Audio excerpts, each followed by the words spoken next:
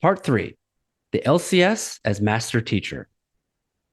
I use Chris's story as an example because it perfectly illustrates exactly what other masters have said about how the universe operates and feels like.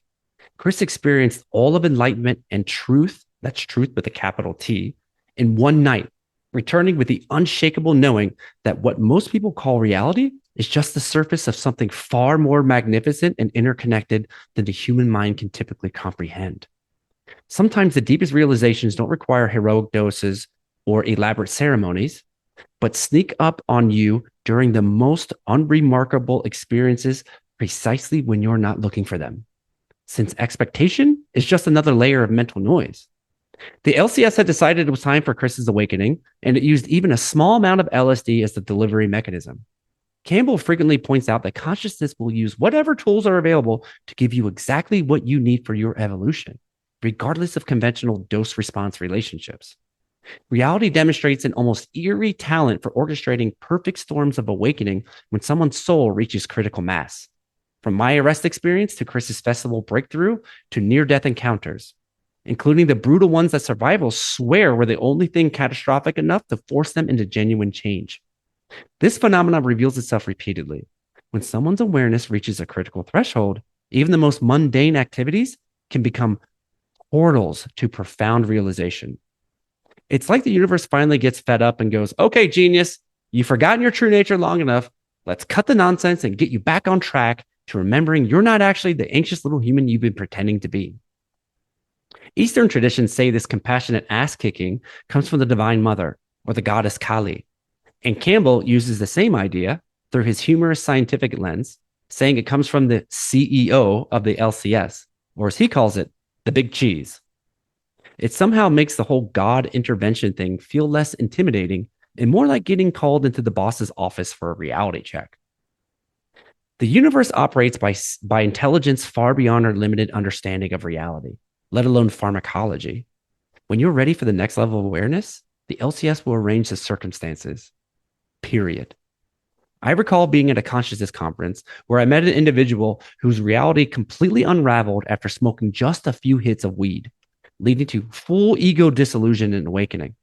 Someone else I met at a meditation retreat described how a simple yoga movement instantly transported her into a surreal samadhi state. Both went all in on the path after that.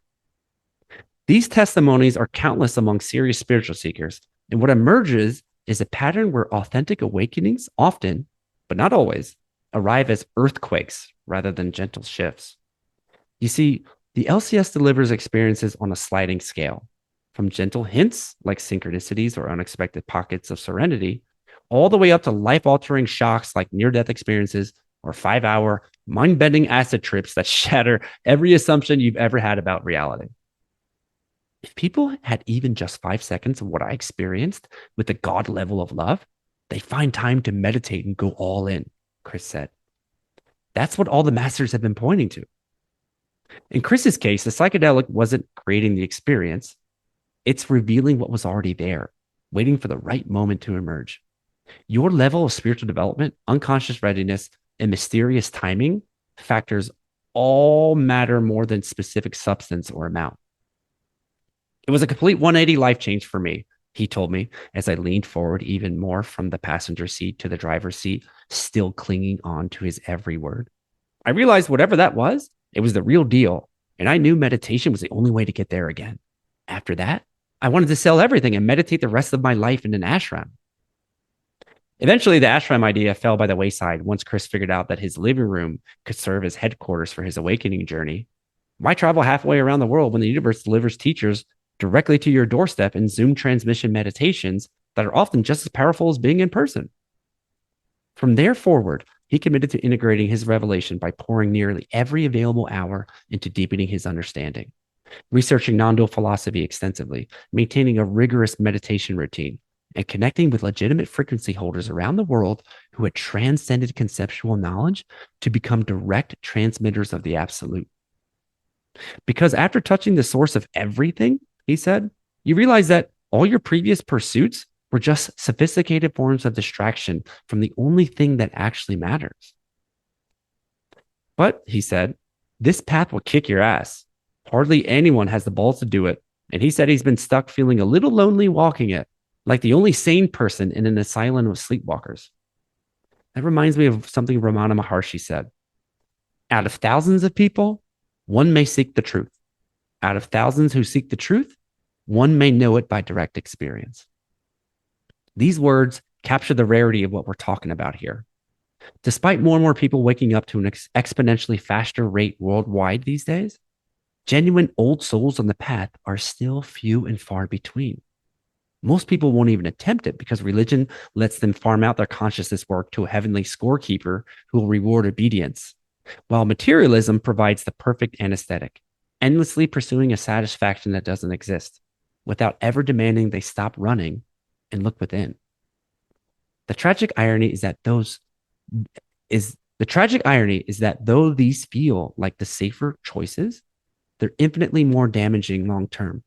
Not just because these beings will likely cycle back and confront this path again in future lives, but because neither option provides real fulfillment or awakens divine consciousness.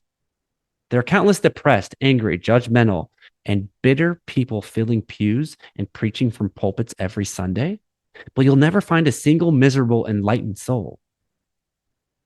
Even those who do carve out time for meditation usually limit themselves to 30-minute headspace sessions a few times weekly, believing they've accomplished something profound, when they're essentially the same person with slightly less cortisol levels. It's a good start, but it's no more than that, a start. They have no idea what meditation truly offers in its release of deep-seated fears, authentic connection with the sacred, expansion of love, healing of traumas, and actual metamorphosis and expansion of consciousness. Stress relief is just the opening act to the real show, but it's no walk in the park. I've lost track of how many people react with, "Oh, screw that," when I explain what's involved on the path, because there's nothing sexy about it. And the world celebrates ego expansion, not ego annihilation. If you're one of the handful who take this seriously, find yourself a guide, or you might literally go insane. The loneliness is crushing when nobody around you understands what you're experiencing. And the questions about the nature of reality, they never stop. You're basically trying to comprehend the incomprehensible, which means your mind will be flooded with more questions than you know what to do with. It's a big reason why I wrote this book, to help people get through this overwhelming phase faster. This is the guide I wish Chris had available to hand me in that car ride. Something I could take home and really dive into after he mic dropped my brain with the workings of God. And it's why you need to find your own version of Chris. It's like author Robert Greene says, there are no shortcuts in life. The closest we get to a shortcut is with a mentor. Don't worry though. More often than not, the LCS delivers exactly the right guide at exactly the right moment, and almost always when you least expect it, like a music festival while tripping on enough drugs to put a horse into a coma. Meeting Chris that weekend was LCS synchronicity at its finest, turning our car conversation into a 5-year mentorship that continues to this day. Our talks multiplied from there, and this marked my first real introduction to what I would later understand as the highest path. As I write this, 5 years after Shambhala, he's connected me with powerful masters, introduced me to profound methods and teachings, and been absolutely vital to my insanely fast spiritual unfolding. I can't imagine navigating this journey without him, and my appreciation for his selfless dedication to my growth is immeasurable. He himself has undergone a significant transformation since then, now carrying his own strong transmission, and it seems like every week he texts me, "This is it. I'm about to pop any day now," referring to his full disillusion into the absolute. This is why, no matter how hard it gets, Chris and I and our beautiful teachers all know this is the only way to freedom, to our actual purpose.